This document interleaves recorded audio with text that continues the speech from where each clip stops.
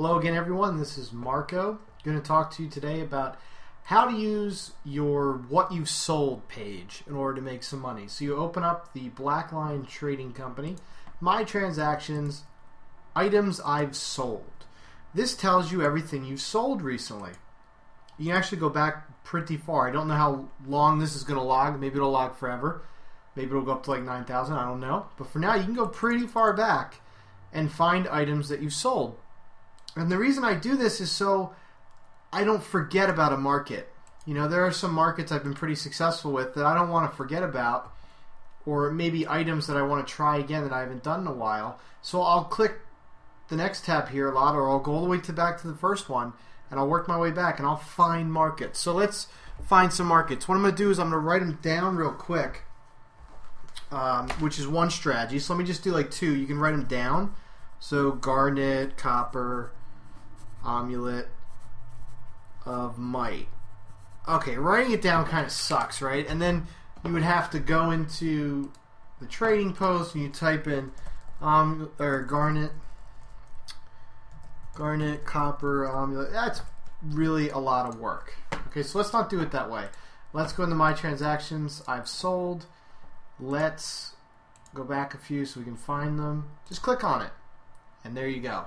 That's a little annoying because to get back to the transactions, you got to click off and then click back on. But hey, it's a lot faster than writing it down. And as you can see, it's a pretty good deal. It's almost double your money. So what I'll do now is I'll undercut by a copper and pick up 5 of them. Actually, no, let's pick up 25. Place the order. Okay, so now I can't get back to the My Transactions tab unless I click off. So let's go back. And I've sold. I think I was on like 2 or 3. Okay, now let's do these rings that I have. Earrings. 282, 168. It's still enough to make a profit, so let's do it. Let's overcut. I think I undercut the last one. I'm so stupid. I'll have to cancel that. Overcut by 1. Because remember, you're buying, so you want to do 1 copper higher so that you're the most expensive buyer and people will make the most for buying from you. Let me cancel that last one for I'm buying. Good, I got to show you how to do this. Then remove it. Take the money back. Oh, I already got a knight's earring thing. I've sold. Go back in here. Back to these. Let's overcut, not undercut. Silly me. 134 and 25.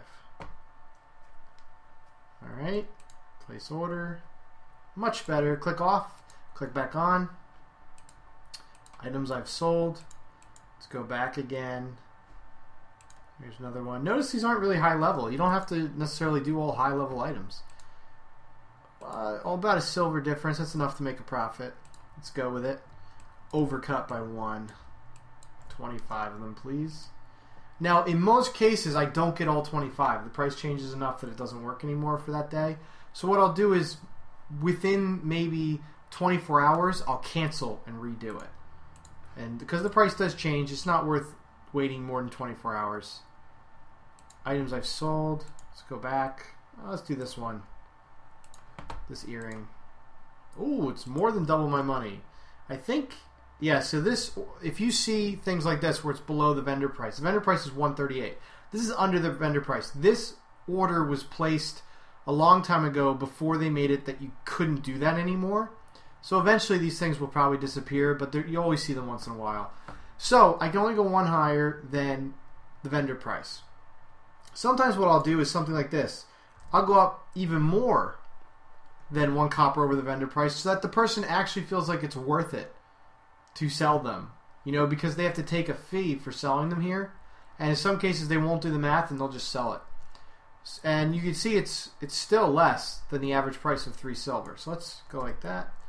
25 of them, place order. And now if these sell at 3 silver, I'm still making a great profit. But you don't have to get greedy and get 1 copper over. So if you have the opportunity to do that, I would do that. Alright, let's do one more and then we'll start selling these.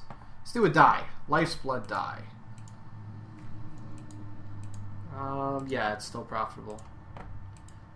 It's overcut by 1. 5 of them, place order.